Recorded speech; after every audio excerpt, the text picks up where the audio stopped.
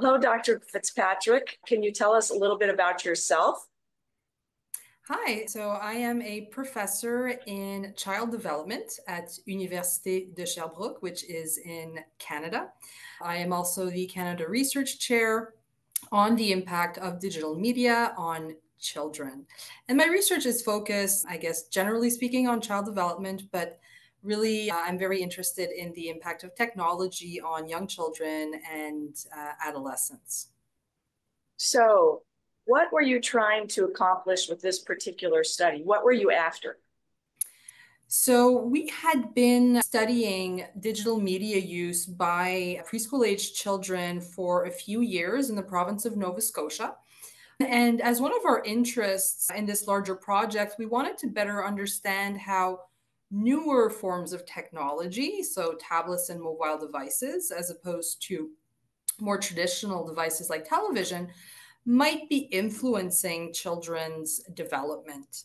So because it's a very important skill for preschoolers to develop, we wanted to see if technology use during those years might contribute to the ability to regulate. And this is the general motivation behind this study. How is this different from others you performed? Any advancements or anything in particular you were looking at? Yeah, so we in this study we were able to zoom in on tablet use specifically. A lot of research has looked at global screen time, and here we're zooming in on tablet use. And because we had repeated measurements on the same children at 3.5, 4.5, and 5.5, we were able to look at how tablet use might influence emotion regulation over a prolonged period of time. And we were able to look at both things, both emotion regulation and tablet use repeatedly over time. And this allowed us to get around some typical issues around the chicken and the egg. So, we often wonder, well, what's coming first? The tablet use or the bad behavior? Maybe it's badly behaved children that are simply more drawn to tablet use. So when we look at things repeatedly over time, we're able to better tease that out because we can assess, is the association going from the tablet to the bad behavior, or is the bad behavior driving the tablet use? So we were looking at the same children over time. So we were able to compare each child to themselves over time.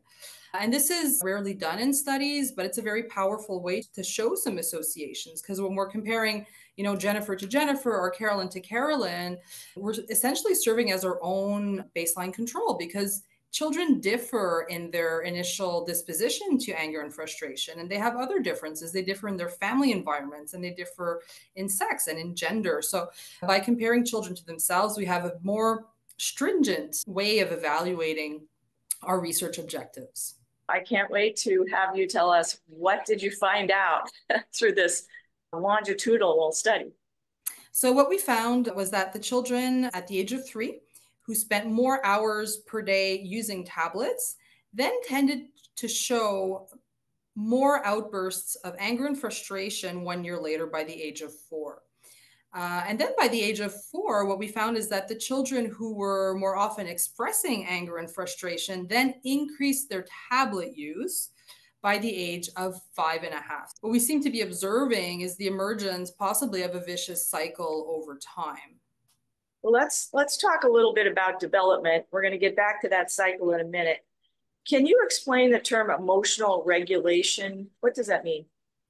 So that's the ability for children to sort of downregulate negative emotions, so to adjust them to a level that would be appropriate in a given situation. So children learn that over time. Babies obviously have no ability to regulate their emotions, but as children get older, they do learn these skills and learn how to express emotions in ways that are socially appropriate. So children do learn to downregulate their frustration, their sadness, their anger, and even to a certain extent, strong emotions like joy when it's, might not be appropriate for a child to scream out or to express their joy in a classroom situation or in a learning context. So children learn how to downregulate these strong emotions. They might also learn to use strategies to better manage these emotions, to distract themselves, for example. And these emotion regulation skills or emotion management skills evolve very quickly during the preschool years. And I'm going to just take a quote out of your study. You say children who express more anger may come to elicit more digital strategies to temper outbursts. What does that mean associated with the typical strategy for managing temper outbursts? So we do know from previous work in our sample and also from previous studies that have been conducted in the United States or in Canada that parents do report using electronic devices, particularly mobile devices, as a tool to calm children down. And this is probably fairly frequent because portable devices can be brought with us. They're easily accessible. Usually, we have contents on them ready to go or available on demand. So this has been referred to as using digital pacifier, and it's likely to be quite effective in the short term. So it's likely to help parents avoid a temper tantrum. However, our results suggest that this might not be a good long-term strategy because when children use an external means to regulate their emotions, they're not provided the opportunity to develop internal strategies for managing their emotions. Mm-hmm. And what is this cycle you talk about with using a digital device to downregulate, and what can happen in that cycle? So using a screen particularly to downregulate emotions, as I mentioned, could take away opportunities for parents to either coach children on strategies they could use to manage their emotions. It might also interfere with children observing parents themselves modeling effective strategies for managing their emotions. And over time, as children by the age of 4 might develop more difficulty with managing strong emotions. And then by that age, parents might be more likely to use the screens to then calm them down or to then help them manage or avoid a temper tantrum. So what were you seeing when the kids got to age 5, when this sort of strategy was used? Were you seeing more digital device use by the child at that point? So we looked, in this study, we found that by the age of 5, children with worse emotion regulation skills were spending more time using tablets by that age. Absolutely. Okay. Well, good. That gets into questions about the tablet use. First of all, I just want to ask a quick question about smartphones. Smartphones were not included. This was tablets and laptops. And what other devices were you? It was tablets, iPads, and other similar portable devices. Yeah. Yeah. And why not smartphones? And could you extrapolate to smartphones based on what you found? So very good question. So we found in our sample, and especially in the younger ages, around the age of 3, mobile device use, smartphone use was quite infrequent.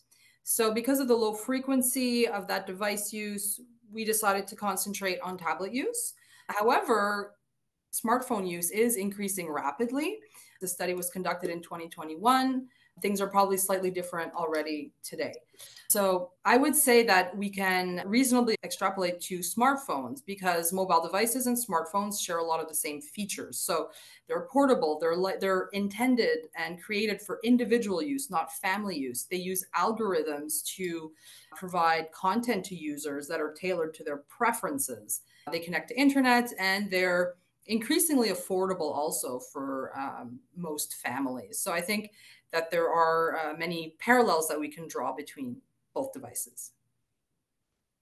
And you say you want parents to use caution when introducing tablets at an early age, which must be, around 3 years old. What do you mean by that?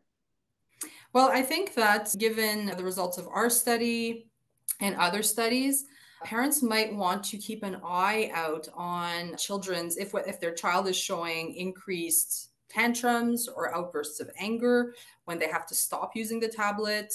Parents can also monitor if the child wants to keep increasing the amount of time they're spending on the tablet.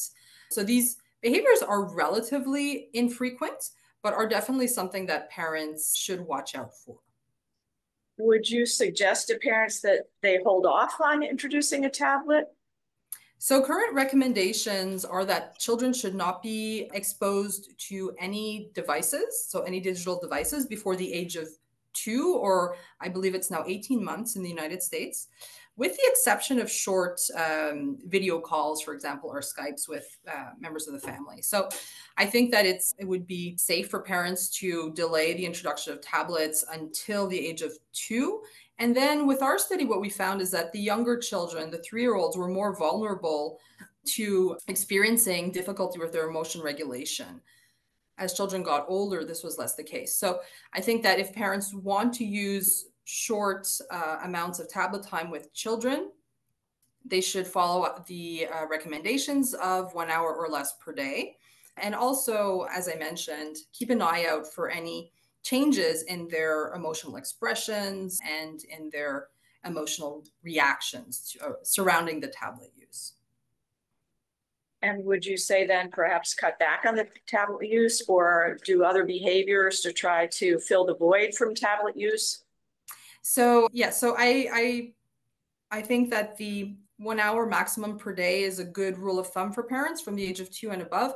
Parents should also ideally break this hour up into smaller bits of use because children need a break, especially small children, for their eyes, for their posture. So it's a good idea to separate this 1 hour into bursts of 15 or 20 minutes or half an hour. And of course, parents that are concerned about their children's emotional development should also make sure that children have opportunities to engage in a variety of activities and interactions with other children, with caregivers that help them promote strong emotion regulation skills and social competence skills. So this could be activities like shared book reading with a parent, where you discuss the emotions that characters might be experiencing, what somebody might be feeling. Children can also engage in imaginary play where they adopt the perspective of a character. This is wonderful for them to build their empathy, for example. So do you think that parents should have permission just not to have a tablet around for a while if they want to? It isn't really a given that they have to have, the child has to have a tablet. There are many other things they can do, which you just described.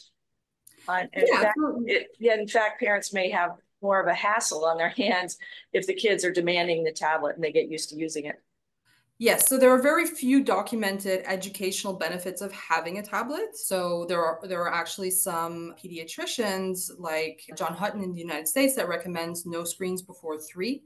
Children typically at a younger age will not know what they're missing. So I think parents could delay the introduction of digital devices in children's lives. And I think another wise strategy is, once the decision is made to introduce technology in children's lives, parents should do it with a pre-established set of rules and a pre-established family plan as to, how much screen time children will get, when they can get screen time. So for example, it can be specified that, screens should not be used as a calming tool or during meal times or as a reward. So these are all decisions that parents can make, and the American Academy of Pediatricians does have some guides that parents can follow, downloadable family media plans to help them make these decisions. And what about, you even mentioned this in your study about restaurants, that parents kind of they may default to having their child quiet during restaurant meals. Do you have any strategies for them to not default to that, but to actually use some other techniques with their kids to have the family be able to get through a restaurant meal and not have to use a tablet? Yeah, so crayons and paper can work wonders in these kinds of situations and are also likely to be a lot more favorable for children to develop creativity skills, fine motor skills, planning skills. So I think that can be a great option for parents, or their child's favorite toy, a picture book to look at. So these could all be options that parents can try out. And did you see anything about parents using the tablet with the child, being in sort of the same bubble with the child and kind of experiencing what's happening on the tablet with the young child? There are some schools of thought that say the parents and the child should be in the same bubble so they experience the same things together. Absolutely. So I think that's, again, we didn't measure that specifically, but from other studies, it seems to be the case that For children to benefit and to, gain any kind of learning opportunities from tablet use, the parent or caregiver needs to be present. So the best way for children to use tablets would be in accompaniment or as they're being accompanied by an adult. And the quality of the learning experience will be, dependent in large part by the quality of interaction that they are getting with the caregiver. So that can be a fantastic way for families to use screens and this sort of joint use of tablets or co-using tablets. Are you going to update the study or do anything different? Because I know some of this happened during the height of COVID, some of your research. Yeah. So we have received funding to essentially replicate the study we conducted in Nova Scotia. We will be conducting it in the province of Quebec, Canada. So some of the changes that we're bringing to our study is that we're going to try and look at some activities like joint media use with the parent. We're going to try and look at more details on the family environment. We're going to try and look at what different families are facing in terms of community resources. We believe that it might be the case that, parents that are facing higher levels of socioeconomic adversity might have more barriers to helping children engage in other activities besides screen time. We think that communities with more green space might have an easier time engaging children in activities that are not screen-based. And also looking at which children are at risk of developing problematic media use. So problematic media use is its own set of behaviors reflecting, sort of an addiction towards screens or an excessive preoccupation. So we want to see what are some of the risk factors for children to start showing signs of that at the age of 3 and at 4. Would that include language delay? So language delay would be a possible consequence of this. And we are measuring language, cognitive development. We'll be measuring physical activity levels and behavioral development. So I'll put you on the spot. All things considered, would you suggest if the child is sort of getting along well as an early 3-year-old that the parents maybe take a pass on tablets, or what do you think? Well, I think it's always easier to prevent than to intervene. So if the child is not asking for a tablet, there's no necessity for the child to have a tablet.